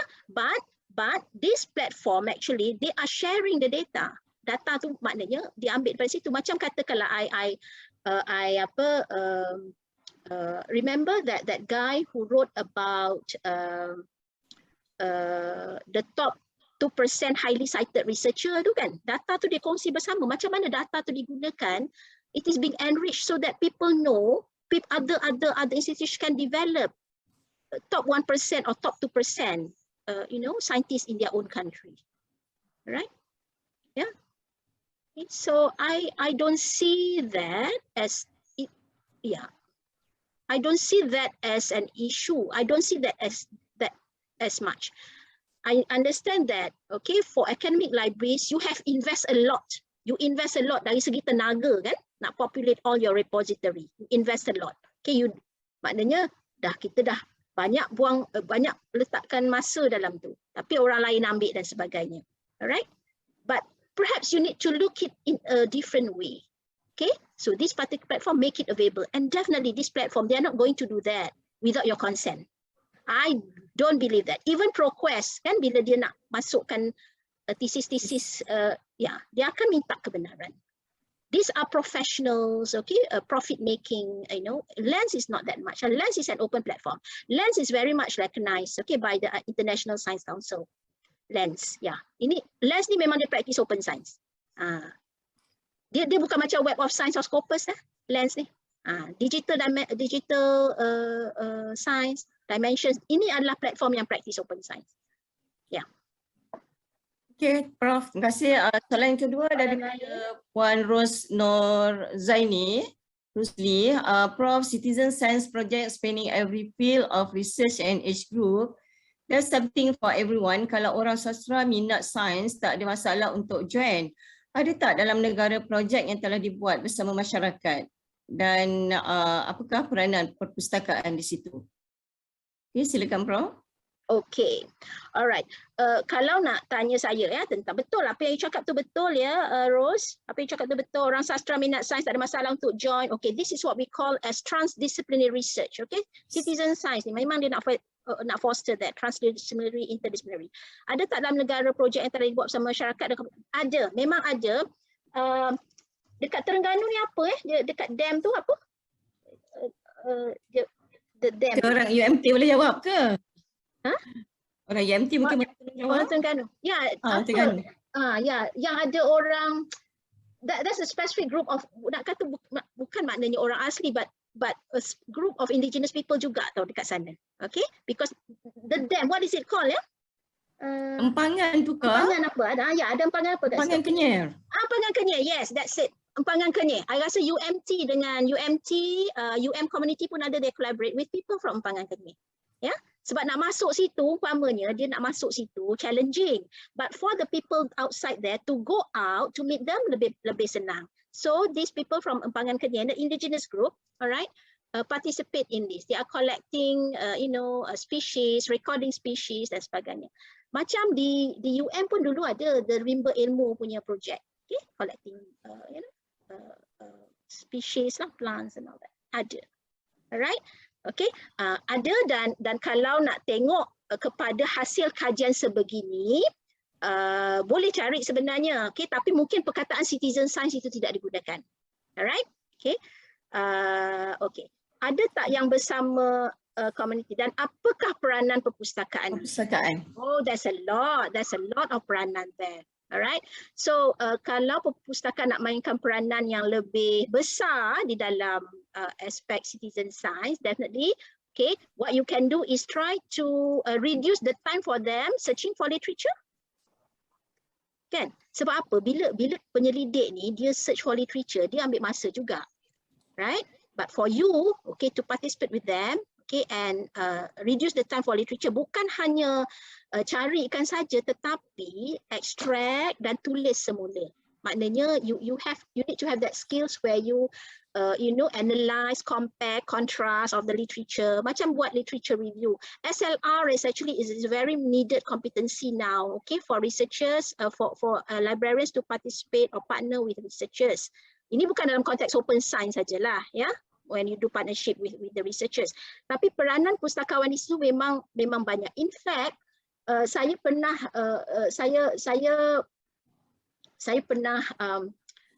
cakap macam ni masa during the pandemic dulu kan, librarians can actually be a citizen science.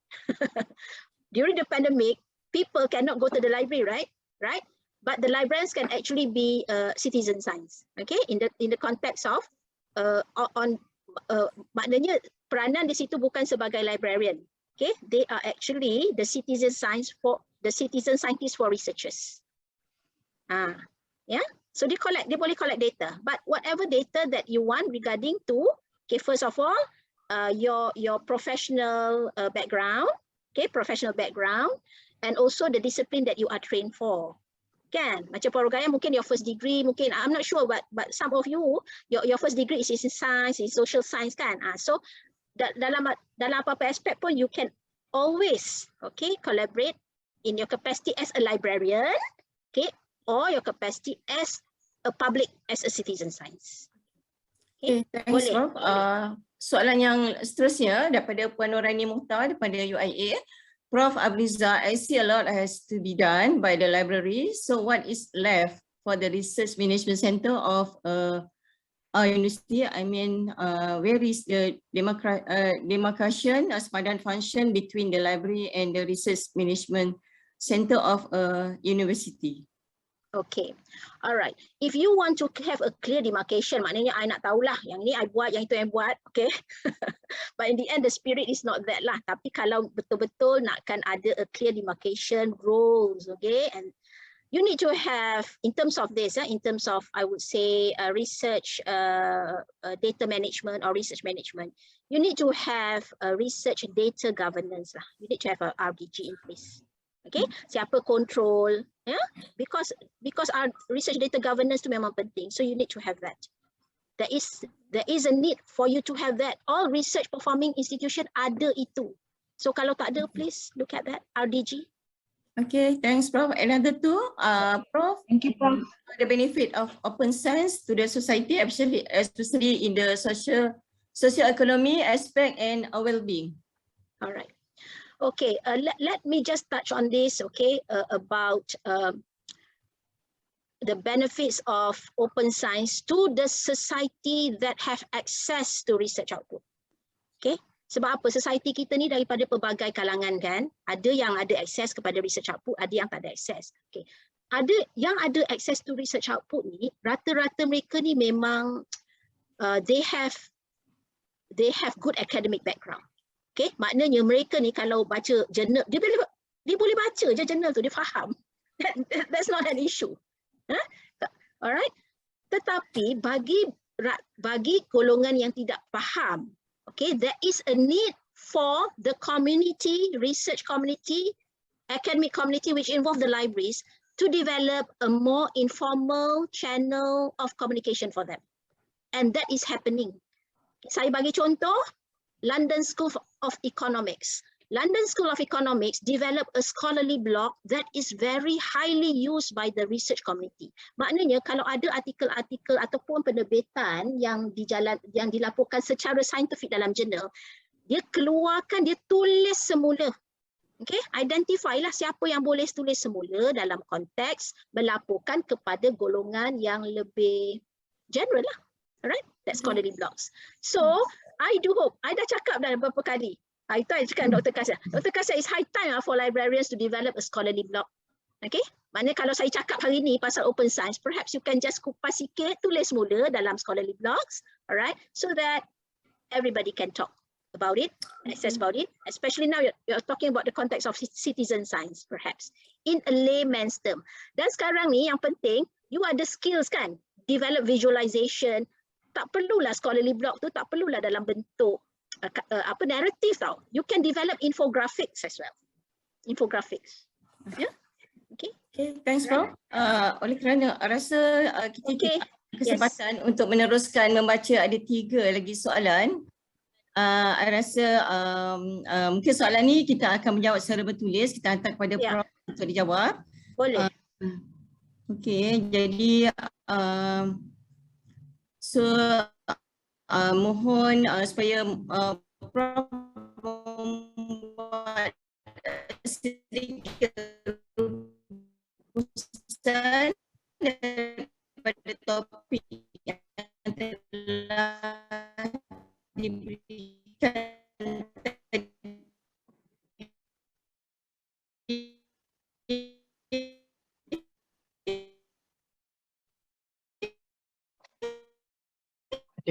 Ada problem tu Puan Rukaya.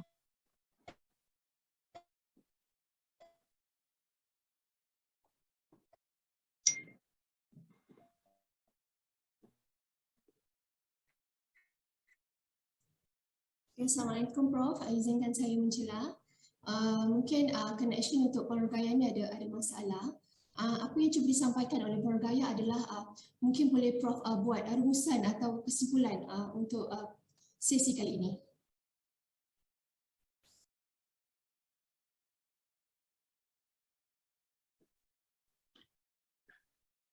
Okay, alright. Puan pengurusi ya, okay, alright. So basically just to sum up, semacam mana yang saya tekankan tadi ya, it's high time, okay, for libraries to start rethink of how to move forward, alright, in making the research output accessible to everybody, regardless of where they are, who they are, yeah, where they do come from, yeah, termasuk juga to the general society, alright. So libraries can do this in the context of open science. Jadi kena fahamlah apa open science tu, ya. Sebab sekarang ni open science agak terbatas kerana kita hanya mengamalkannya di dalam konteks universiti ataupun institusi masing-masing dalam bentuk open access, Alright, okay. So with that, libraries need to develop their confidence, librarians, and also their competencies. So saya ada senaraikan kompetensi tadi, dan apa-apa saja persoalan yang dinyatakan di sini, saya harapkan pihak urusetia boleh compile. Boleh tak Puan Ashrafah compile? And perhaps through Puan Rogaya, it can be communicated to me. Okay. Yeah. Okay. Thank you very much. I wish everybody, okay, all the good wishes, yeah, in your academic endeavor. Okay. Terima kasih kepada yang berusaha, Prof. Dr. Abrizah atas perkongsian tersebut. Semoga perkongsian ini sangat memberi manfaat sepenuhnya kepada kita dan dapat dilaksanakan oleh kita dalam semua untuk membuat pustakaan UA ke tahap yang lebih tinggi dan lebih cemerlang. Okay, saya mohon maaf di atas kekurangan tadi, dan yang baik itu datang daripada Allah SWT dan kurang itu datang daripada kelemahan saya sendiri. Saya akhiri dengan wabillahi taufiq wal hidayah. Assalamualaikum warahmatullahi wabarakatuh, dan saya serahkan kembali majlis seterusnya kepada pengurusi majlis, Puan Asha. Okay, terima kasih Puan. Okay. Terima kasih sekali lagi diucapkan kepada yang berusaha, Profesor Dr. Abrizah binti Abdullah, dengan perkongsian sesi pertama Open Science Way Forward for Libraries, dan majlis juga mengucapkan terima kasih kepada moderator Puan Rogayah binti Ali. Para hadirin yang dihormati, bagi meraihkan majlis sebagai tanda kenang-kenangan, para hadirin diminta mengaktifkan kamera masing-masing untuk sesi bergambar.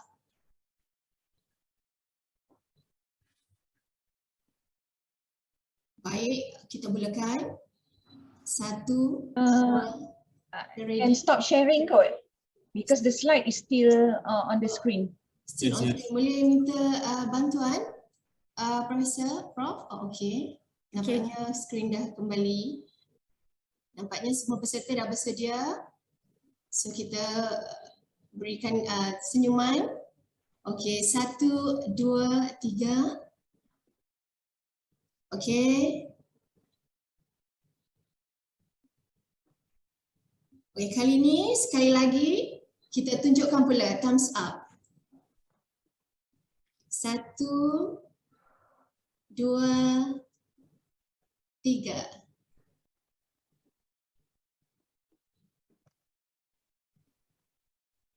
Okey, terima kasih. Ucapan terima kasih atas kerjasama penceramah, tuan-tuan dan puan-puan.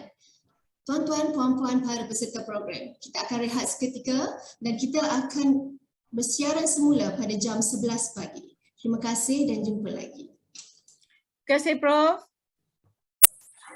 Terima kasih banyak Prof. Terima kasih banyak, sangat informatif dan membantu kami. Banyak poin kita dapat. Banyak ilmu Prof. Banyak sangat. Kerja kita nak dengar lagi tapi masa tak mengizinkan. Terima kasih Prof. Thank you Prof. Bye. Terima kasih Dr. Gladi Prof. Next time panggil lagi. Yeah, thank you. I nak jawab, I boleh jawab ya. So I'll just hang on for a while. Okay, I'll just answer and then I will leave, okay? Thank you. Okay. Boleh Prof. Thank you Prof. Kalau Prof nak jawab terus pun tak apa Prof. Orang ada je ni. It's okay. Boleh juga. Kan? Kita nak berehat ke? Boleh. Nak berehat. Kami okey Prof. Kami ada je Prof, tak ada masalah. Kami okey, no problem. Sila Prof. Apa yang I dah jawab ni, banyak I dah jawab ni. Nak meyakinkan Noriha, macam mana nak yakinkan researcher pustakaan boleh jadi. Okay, ini kan I rasa you can learn from USM. Okay? Alright? Okay, this is the general, USM. Lepas ni kita ada slot dengan USM, yes. Ini boleh lah kan, sebab USM, I get this feedback, this very positive vibes, okay, from their researchers that USM librarians are doing very well in terms of partnering. Maknanya there must be something that these people have, right? I can actually mention them lah, yeah, because they are confident, they know enough, so they know their stuff. So maknanya nak meyakinkan orang ni kan, kita kena pastikan yang kita ni trustworthy ataupun credible lah, kan? Ya, jadi that is a way to do it lah, ya. Dalam apa-apa aspek pun kalau kita nak yakinkan, maknanya we want to have a buy-in, nak yakinkan orang dengan apa yang kita boleh buat. So kita mesti ada cara kita sendiri, ya. Apa-apalah kita nak yakinkan anak kita bahawa kita boleh sebab dia boleh ni ke ataupun kita boleh buat something untuk mereka. I think that definitely that is a way. Alright. So I would say that these are the things that perhaps you can learn later on. Okay, from Cik Akmal is afterwards, right?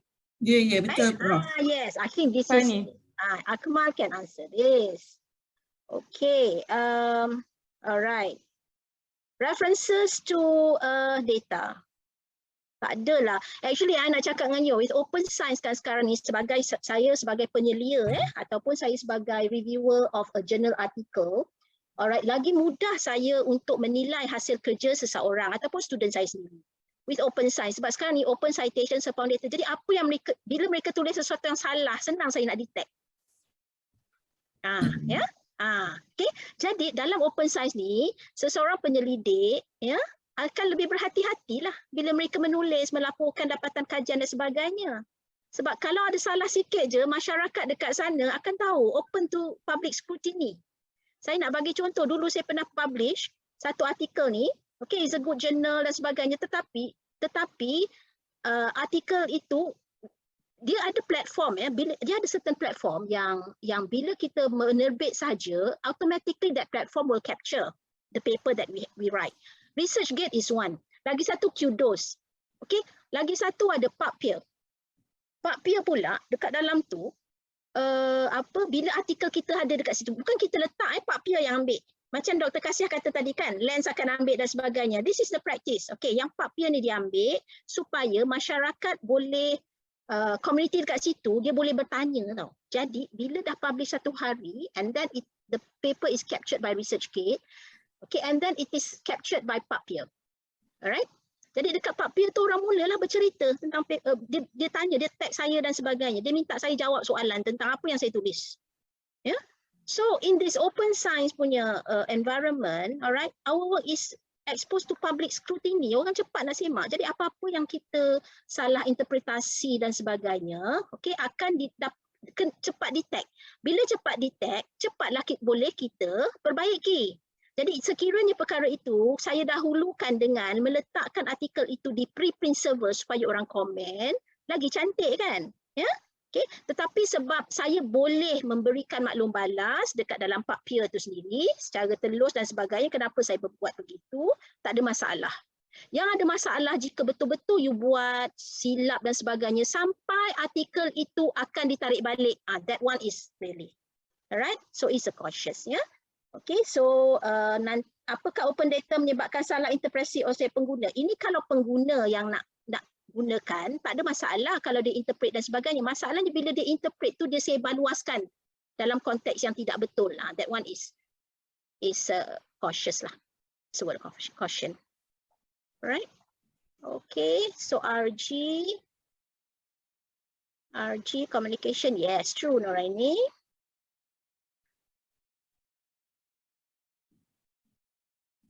Okay, how far the scholars are supporting to implement this purpose? Oh my goodness. Okay, ni pun saya tak pasti sekarang ni, ya. Because for advocacy now, bila kita buat advocacy and training, dalam konteks library, dalam konteks universities yang banyak buat advocacy ni pustakawan, kan? RMC macam mana? Setakat ni bila saya diminta bercakap mengenai open science, yang daripada universiti pun yang invite are the libraries, okay? With the support from RMC. Alright? So jadi saya tak pasti sebenarnya sejauh mana penyelidik ya tahu mengenai open science, alright? But they have been practicing it. It's not an issue. Okay, how are the scholars going to support this implementation? Okay, for the scholars, you don't have to worry lah pada pandangan saya, yeah, because they are scholars. They know that this is something that is going to change their life in doing research, right? Okay, so they should be ready. They should be ready, yeah.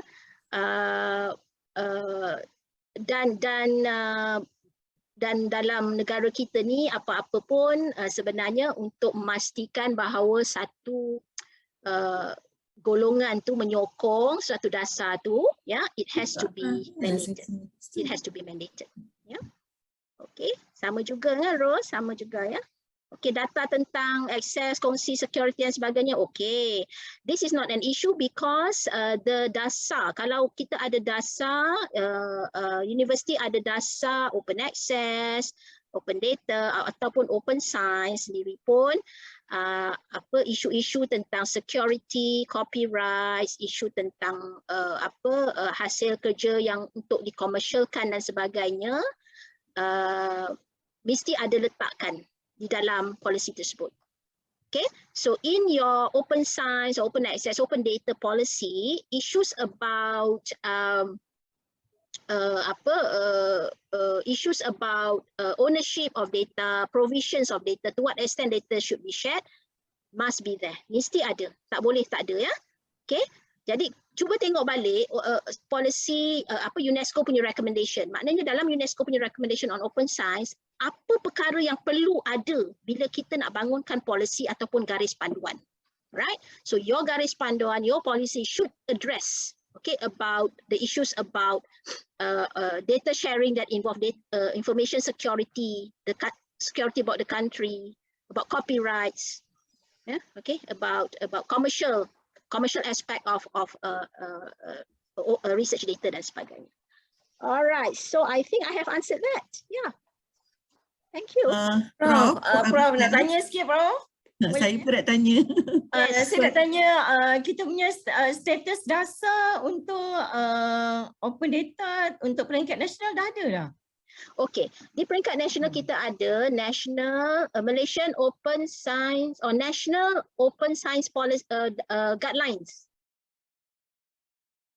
We have a guideline. Guideline ya? Yeah, we have a guideline. Tapi saya ada difaham, lagi ya? Tapi saya difahamkan MOSP juga akan membangunkan polisi. Saya dah hilang balik lah benda tu. Ya. MOSP akan membangunkan polisi itu. Sebab macam ni, macam di USM kita dah start collecting the data, and then ramai researcher tanya setakat mana data yang boleh kita bagi, yang boleh kita share, setakat mana yang tak boleh. Jadi tengok the policy, macam USM kita ada juga polisi tapi tak takutlah benda tu tak sama, tak inline dengan OS ataupun OD. Oh, tak apa, Puan Rogaya, that one will be addressed by your data management plan. Dekat dalam data management plan tu ada. Maknanya bila seseorang penyelidik, mengisi data management plan, dia kena tick. Lah. Mana kenapa data tak boleh share dan sebagainya. Tapi dia tak boleh buat suka-suka dia je lah. Dia kena ikut polisi RMC lah. Ya? Yes, betul. Alright. Okay. Thanks. Welcome. Thank you very much. Okay. Assalamualaikum. Terima kasih Prof. Okay, Prof. Terima kasih, Prof. Terima kasih Prof.